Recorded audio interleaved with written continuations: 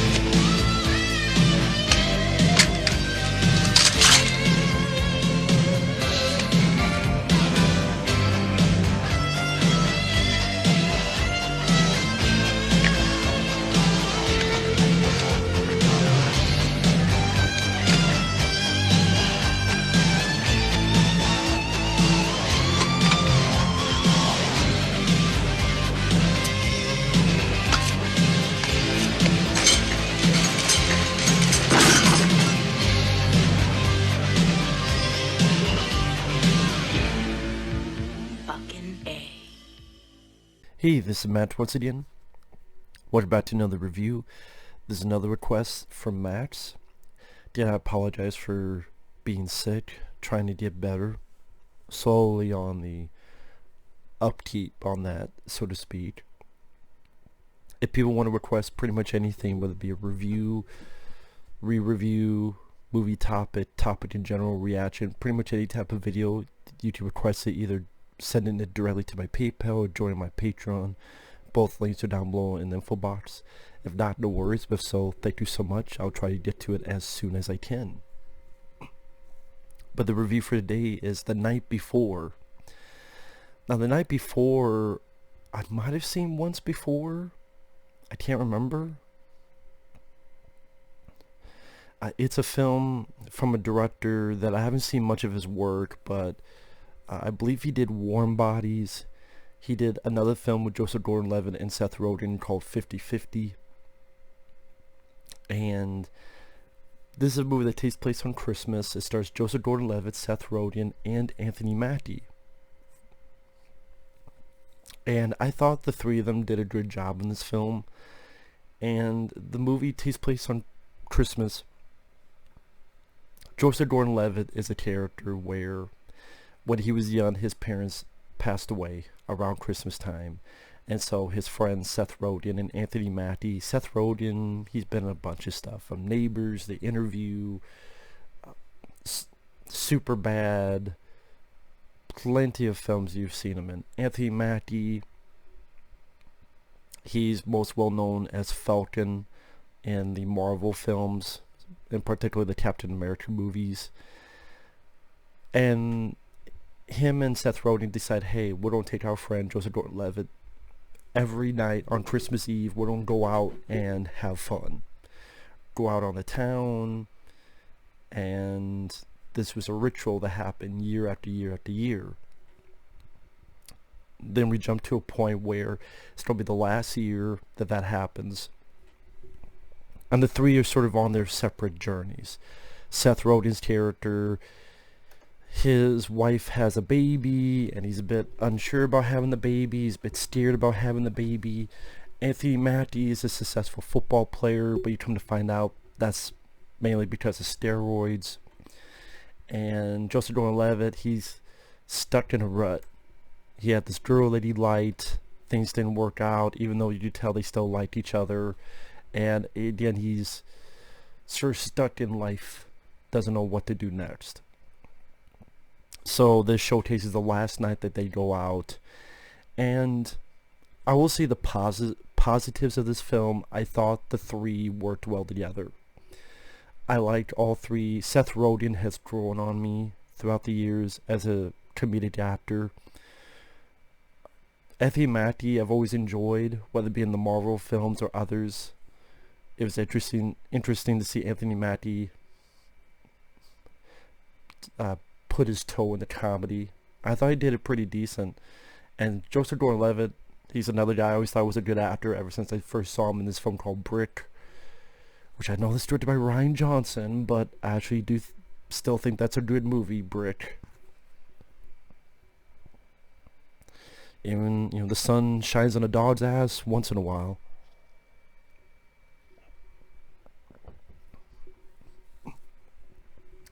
And crazy stuff ensues during the night. Anthony Mackie wants these drugs, some weed, to suck up to the other football players.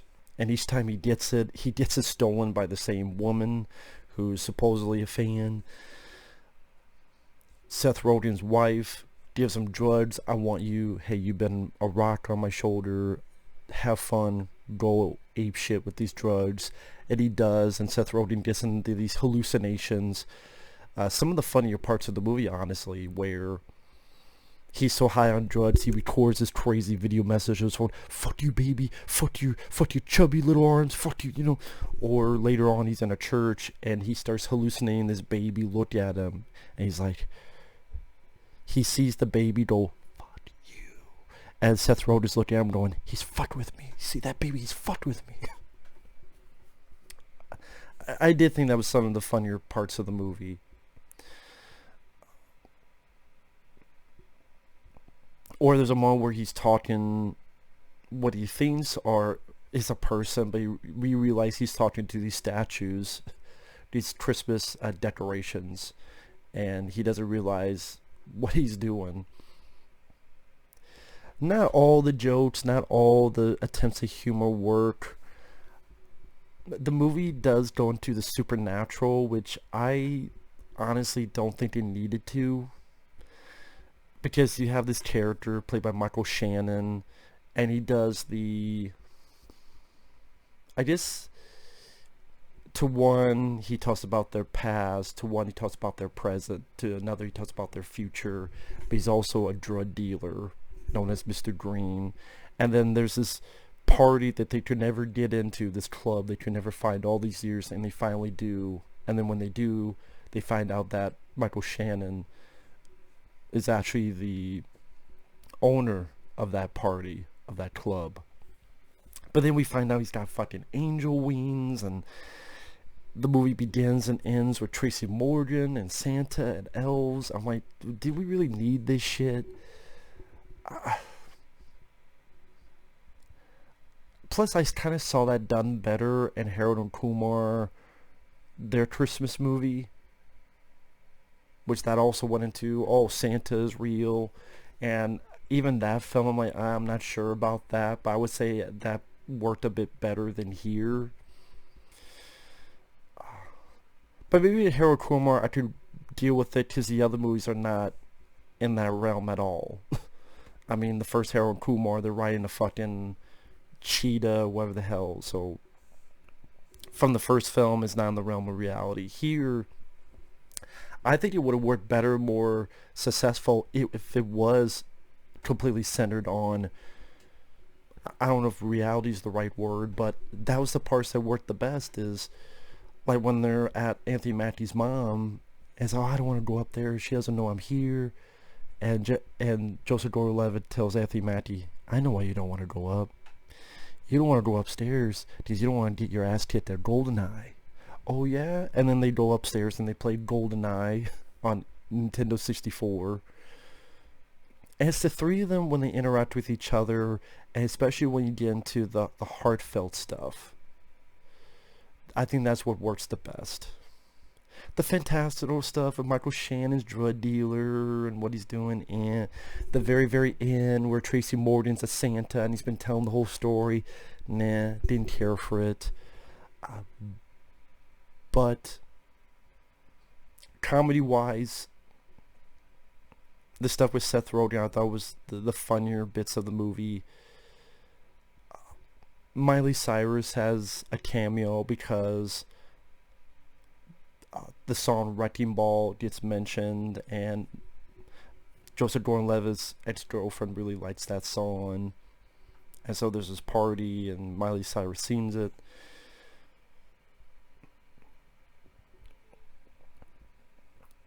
the moments that make it work for me are either the heartfelt moments, because there is some nice heart to it. That's one of the reasons I did overall like the film. Like, there's a flashback to Joseph Gordon-Levitt breaking down. This is after his parents has died, and the other two comfort him and help him and say, hey, we're your new family. I thought the way that worked, and the three actors, I thought did their jobs well. And then the bits of humor, like the references to Die Hard.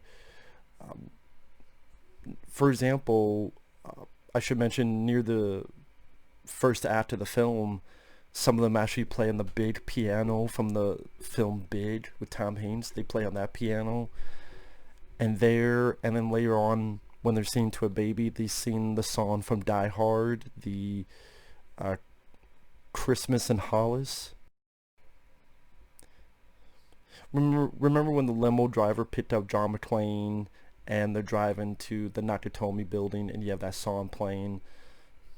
I believe it's called Christmas in Hollis. That song appears a couple times. I did in the first act when they're doing karaoke on that big piano, and then later on, like that was cute. That was funny. James Franco makes a cameo appearance, which is fun.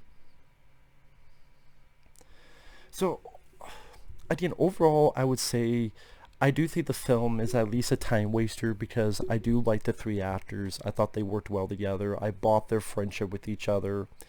I thought there was some nice, heartfelt moments scattered throughout the film.